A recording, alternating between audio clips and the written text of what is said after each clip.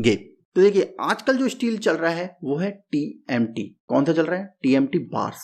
ठीक है, टीएमटी का मतलब क्या है फिर भी आप जान लीजिए, आपको जरूरत नहीं है।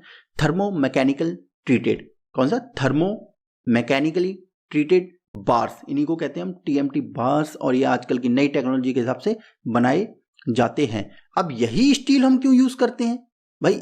क्यों यूज करते हैं स्टील? तो इसका देखो एक तो मेन रीजन है, इस स्टील में हाई स्ट्रेंथ होती है, हाई स्ट्रेंथ, और यही हाई डक्टाइल होता है, हाई डक्टाइल। अब डक्टाइल का मतलब होता है फ्लेक्सिबिलिटी, ये कितना फ्लेक्सिबल है। ओके, अब ये क्यों जरूरी है? देखो हाई स्ट्रेंथ मतलब मजबूती तो जरूरी है ही, ये आपको पता है। डक्टिलिटी क्यों इंपॉर्टेंट है? पहले तो बता दूं ये होती कैसे है ये दोनों चीजें, कि अगर ये सरिये का क्रॉस सेक्शन है, ये देखिए, अगर ये सरिया हम सामने से देख रहे हैं तो इसके अंदर जो कोर होता है, बीच का जो पार्ट होता है वो सॉफ्ट स्टील होता है। कैसा होता है? सॉफ्ट स्टील, सॉफ्ट तरह से बनाया जाता है। तो उसकी वजह से स्टील के पास क्या मिलती है? फ्लेक्सिबिलिटी या फिर डक्टिलिटी। और जो बाहर का पार्ट होता है वो काफी हार्ड होता है, उसकी वजह से उसको क्या मिलती है? स्ट्रेंथ मिलती है। ठीक है, तो इस तरह से ये टीएमटी बार्स काम करते हैं। तो अब आप कहोगे सर हमें स्ट्रेंथ की जरूरत है, हमें ये डक्टिलिटी फ्लेक्सिबल क्यों होना चाहिए? तो देखो यहां पे अगर मैं एक वॉल बनाऊं, इसको ध्यान से समझिएगा, यह एक छज्जा है, इसके नीचे कोई इंसान खड़ा हुआ है। अगर इसमें पहली बात तो देखो इसमें स्टील ही नहीं है मान लो, तो क्या होगा? अगर भूकंप वगैरह आया किसी वजह से ये गिर पड़ा तो ये सीधे इस इंसान के सर पे टपक जाएगा और ये इंसान भी टपक जाएगा और ये टपकलो हो जाएगा। ओके, बट अगर इसके अंदर स्टील है, ओके, बट वो फ्लेक्सिबल नहीं है। कैसा नहीं है? फ्लेक्सिबल नहीं है। उस कंडीशन में भी क्या होगा? उस कंडीशन में भी अगर अर्थक्वेक की वजह से, अगर ये भूकंप की वजह से ये हिलती है ये बिल्डिंग, तब भी ये स्ट्रक्चर यहां से ब्रेक हो जाएगा। क्या हो जाएगा? यहां से ब्रेक हो जाएगा और ये टूट के इसके सर पर गिर पड़ेगा। क्यों? क्योंकि ये तो फ्लेक्सिबल ही नहीं है भाई, ये तो स्ट्रेट है। अगर इससे ज्यादा स्ट्रेंथ का भूकंप आ गया तो भाई ये क्या हो जाएगा? ये तो गिर पड़ेगा, तब भी ये इंसान क्या हो जाएगा? ये टपकलो हो जाएगा। बट अगर एक कंडीशन में ये जो स्टील है, ये जो स्टील बार्स है, इस इंसान को टपकलो होने से बचाने के लिए अगर ये स्टील में फ्लेक्सिबल है तो क्या होगा? पहले क्रैक्स आएंगे, यहाँ पे क्रैक्स आएंगे और ये इस तरह से यहाँ पे लटक जाएगा। यहाँ क्या हो जाएगा? ये जो स्ट्रक्चर है कंक्रीट का ये लटक जाएगा, जिसकी वजह से इंसान को कुछ टाइम मिल जाएगा यहाँ से भागने का और ये टपकलो होने से बच जाएगा। ओके फ्रेंड, तो आप समझ रहे हैं कि फ्लेक्सिबिलिटी कितनी इंपॉर्टेंट है। ये स्ट्रक्चर में फ्लेक्सिबिलिटी की वजह से क्या होता है? अगर कोई भी स्टील यील्ड स्ट्रेंथ मतलब जो उसकी हाई स्ट्रेंथ है उससे अगर ऊपर निकल जाता है, ओके, उसके अंदर ऊपर लोड आ जाता है, तो वो क्या करता है? वो पहले एकदम से टूटेगा नहीं, वो एकदम से क्रैक टूटेगा नहीं स्टील, वहां से वो पहले क्रैक डेवलप करेगा, अपनी डक्टाइल जो उसकी प्रॉपर्टी है उसको फॉलो करेगा, थोड़ा फ्लेक्सिबल होगा, वो पहले नवेगा, बैंड होगा, वो क्रैक्स डेवलप करेगा वहां की कंक्रीट में, जिससे कि इंसान को पता चल जाएगा और वो समय रहते कुछ मेजर्स वहां पे ले लेगा। ओके, तो समझ में आया कि हाई स्ट्रेंथ और हाई डक्टिलिटी क्यों इंपॉर्टेंट है। इसलिए टीएमटी बार्स इंपॉर्टेंट है। पहले माइल्ड स्टील में क्या होता था कि स्ट्रेंथ तो हमें मिल जाएगी चलो, लेकिन ये फ्लेक्सिबल नहीं होते थे, और जिसकी वजह से आपको प्रॉब्लम समझ में आएगी कि जिसकी वजह से क्या है? टपकलो बहुत ज्यादा प्रोड्यूस होने लग गए थे। ओके, भगवान जी के पास। अब आप इतना समझ गए। नेक्स्ट कि ग्रेड्स ऑफ कंक्रीट क्या रहेंगी फिर, कि हमें उसको सीमेंट की भी आपने ग्रेड देखी थी ना, ऐसे ही कंक्रीट की भी कुछ ग्रेड होती हैं। तो ग्रेड होती हैं देखो ऐसे FE415, FE500, FE550, FE500D या 550D भी कर सकते हैं। ठीक है, ये मैं FE500DS। अब आप कहोगे सर ये इतनी सारी तो लिख दी, इनका मतलब क्या है? तो सबसे पहले बता दूं कि Fe का मतलब क्या होता है। Fe का मतलब होता है फेरस, और फेरस का मतलब क्या होता है? आयरन। ओके, तो आयरन मतलब लोहे का। यार क्या होता है? स्टील एक एलॉय होता है ना। एलॉय क्या होता है? दो कंपोनेंट का मिक्सचर। ओके, तो स्टील किस चीज से बनता है? स्टील में होता है मेनली आयरन प्लस कार्बन, थोड़ा सा उसमें कार्बन पार्टिकल ऊपर नीचे अप डाउन करते रहो और नई नई तरह की स्टील बनती रहेगी। इसी के मिक्सचर को कहते हैं हम स्टील। ओके, तो Fe का मतलब होता है आयरन, और 415 यहाँ पे जो है या 500 यहाँ पे जो है, ये होती है इसकी यील्ड स्ट्रेंथ। क्या होती है?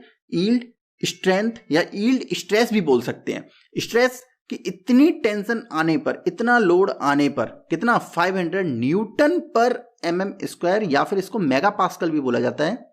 ओके, कि 500 न्यूटन पर mm² या 500 मेगा पास्कल लोड आने पर, स्ट्रेस आने पर ही ये स्टील क्रैक होना स्टार्ट होगा, क्रैक होना स्टार्ट होगा, टूटेगा नहीं, याद रखिए, टूटेगा नहीं, क्रैक होना स्टार्ट होगा। उसके बाद इसकी जो फाइनल जिस पे ये टूटेगा उसको बोलते हैं ultimate strength, ultimate yield strength. Okay, UYS, और इसको क्या बोल रहे हैं, यील्ड स्ट्रेंथ। यहां से ये क्रैक होना स्टार्ट हो जाएगा। और अब इसका मतलब बताऊं, डी का मतलब क्या है कि ये जो नॉर्मल स्टील था, ओके, इसको और अच्छी प्रॉपर्टी में डेवलप कर दिया। कैसे? तो जो यील्ड, जो डी का मतलब है यहाँ पे होता है डक्टिलिटी। डक्टिलिटी मैंने आपको बताया, फ्लेक्सिबिलिटी मतलब अच्छा बैंड होगा। तो ये नई टेक्नोलॉजी आ गई भैया कि Fe500D। ओके, ये और भी अच्छा स्टील हो गया।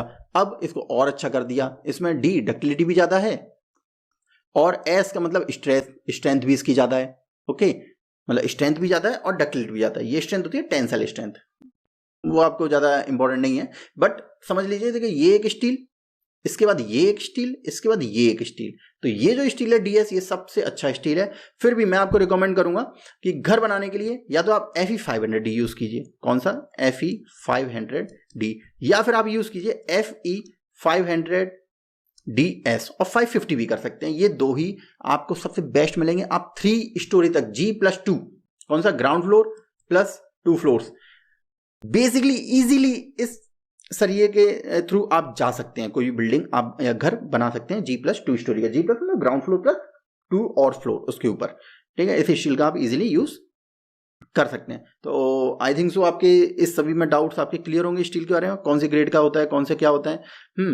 अब देखो, स्टील खरीदने से पहले आप कैसे उसमें देखोगे कि यार जो मैं बोल रहा हूँ वो सही बोल रहा हूँ, सही बात है ना। तो देखो स्टील यहाँ पे देखिए, हाँ एक चीज मैं आपको बता दूं, जो भी आप स्टील खरीदेंगे वो ISI मार्क होना चाहिए। ISI मार्क कौन इशू करता है इंडिया में? BIS, bureau of Indian standard.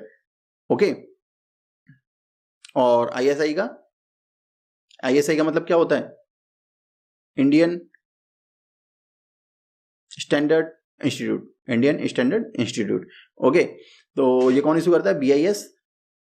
तो जो भी आप स्टील खरीदेंगे वो कंपनी BIS सर्टिफाई होनी चाहिए, ISO सर्टिफाई होनी चाहिए। ISO क्या है? ISO का मतलब होता है इंटरनेशनल स्टैंडर्ड ऑर्गेनाइजेशन। ये दोनों अलग अलग है, याद रखिए। ISO और ISI ये अलग अलग होती हैं, ठीक है। इंटरनेशनल स्टैंडर्ड ऑर्गेनाइजेशन है ये। तो फ्रेंड्स, ये सर्टिफाइड होनी चाहिए। उसी कंपनी का आप स्टील खरीदेंगे, उसी कंपनी का आप स्टील खरीदेंगे। धीरे धीरे हम ब्रांड्स पा रहे हैं, याद रखिए, ब्रांड्स पा रहे हैं धीरे धीरे।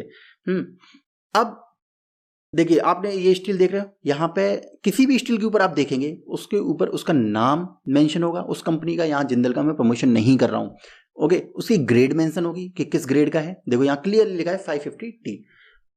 वो कितने mm का है ये तो आपके ऊपर है। जैसा भी आप घर बना रहे हैं तो आपको 32 mm का चाहिए, 25 mm का चाहिए, 16 mm का चाहिए। नेक्स्ट, ISI मार्क होना चाहिए। देखिए ये रहा ISI मार्क। तो ये सारी चीजें किसी भी स्टील के ऊपर मेंशन होगी तभी वो परफेक्ट स्टील माना जाएगा कि हाँ ये अच्छा स्टील है। और भी सारी चीजें होती हैं, चेकलिस्ट होती है, वो मैं आपको किसी दूसरे वीडियो में पूरा बता दूंगा। लेकिन आप बेसिकली पूरा समझ चुके हैं कि किस तरह का हमें TMT स्टील लेना चाहिए। ओके, अब बात करें ब्रांड की कि भैया हम किस ब्रांड पे जाएं। ओके, तो देखिए ये बहुत सारे ब्रांड हैं। सेल है, टाटा स्टील है, GSW स्टील है, सभी ब्रांड बहुत अच्छे हैं। ये सभी ब्रांड बहुत ज़्यादा अच्छे हैं। टाटा स्टील के आप वेबसाइट पर जाइए, टाटा टिस्कॉन इसका एक ब्रांड है टाटा स्टील का ही। तो टाटा टिस्कॉन की वेबसाइट पर आपको जो मैंने आपको बताया उसमें से उससे भी ज़्यादा आपको बहुत सारी जानकारी मिलेगी। अगर आप मैकेनिकल के स्टूडेंट हैं तो उस वेबसाइट को एक बार प्लीज़ देखें, उसमें उसकी यील्ड स्ट्रेंथ और कितना डिटेल में समझाया गया है। या सिविल इंजीनियर भी है तो उसको एक बार जरूर देखिए। तो अगर मैं नॉर्मल पर्सन के लिए ब्रांड की बात करूं तो Tata steel best of the one, यार बिना आंख बंद करके आप भरोसा कर सकते हो इस स्टील पे। ओके, सेल है, GSW स्टील है, जिंदल स्टील एंड पावर है, वाइजैग स्टील है, SR स्टील है, सभी बहुत अच्छे ब्रांड्स हैं। आप इन सभी को खरीद सकते हैं। हाँ, कामधेनु सरिया भी आपने बहुत सुना होगा। ओके, क्यों? क्योंकि देखो अगर आप नॉर्मल सोचो, इन सभी ये बड़ी कंपनीज हैं, इन सभी के पास न्यू टेक्नोलॉजीज हैं। क्या है? New take. ये जो सरिया बनाते हैं वो न्यू टेक्नोलॉजी से बनाते हैं, जो कि बहुत अच्छा है यार। जो मैंने आपको बताया ना कि बीच में सॉफ्ट होता है, उसको टैम्प कोर भी बोलते हैं। क्या बोलते हैं? टैम्प कोर सरिया। कि बीच का जो होता है हिस्सा वो थोड़ा सॉफ्ट होता है, ये वाला हिस्सा, और जो बाहर का ये हिस्सा होता है ये हार्ड होता है। टैम्प कोर टेक्नोलॉजी भी बोलते हैं इसे। तो ये कंपनियां यूज करती हैं। दूसरा, ये सारी कंपनियां BIS और ISO सर्टिफाइड है, ये भी बहुत अच्छी बात है। ओके, इन सभी स्टील ब्रांड्स में आपको बहुत अच्छी अच्छी ग्रेड, मतलब हैवी से हैवी ग्रेड भी मिलेंगी। ग्रेड कौन सी? जो मैं बता रहा था ना, Fe550D, ये ग्रेड्स आपको बहुत रेंज मिल जाएगी इनके अंदर। और जो स्टील का डाया है वो भी आपको अच्छी रेंज में आपको इन स्टील्स के अंदर मिल जाएगा। तो आप अपनी जैसा भी आपको चाहिए वो आप चूज कर सकते हैं। तो यही सारे पॉइंट्स एक अच्छा स्टील आपको खरीदने में मदद करेंगे। फिर भी स्टील टेस्टिंग के ऊपर कि साइट पर हम कैसे एक अच्छी स्टील को चॉइस कर सकते हैं, मैं आने वाले किसी वीडियो में आपको जानकारी दे दूंगा। लेकिन आप यहाँ पर स्टील के बारे में प्रॉपर जानकारी ले चुके हैं, कौन सा ब्रांड अच्छा है ये भी आपको पता चल चुका है। ओके फ्रेंड्स, तो ऐसे ही वीडियो को देखते रहिए, इस वीडियो को और दूसरों को भी शेयर कीजिए ताकि वो अच्छे से अच्छा घर अपना बना सके। Thank you very much.